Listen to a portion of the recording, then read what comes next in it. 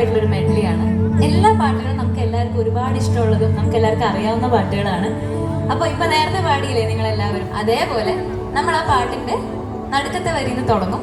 പാട്ട് ഏതാണെന്ന് എല്ലാവർക്കും മനസ്സിലാവുകയാണെങ്കിൽ കൂടെ പാടണം. റെഡിയാണോ? കൂടെ പാടുവോ? കൂടെ പാടുമെങ്കിൽ നല്ല കാര്യം തരാമോ? പാടോ പാടുവോ? നമുക്ക് നോക്കാല്ലേ? നോക്കാം.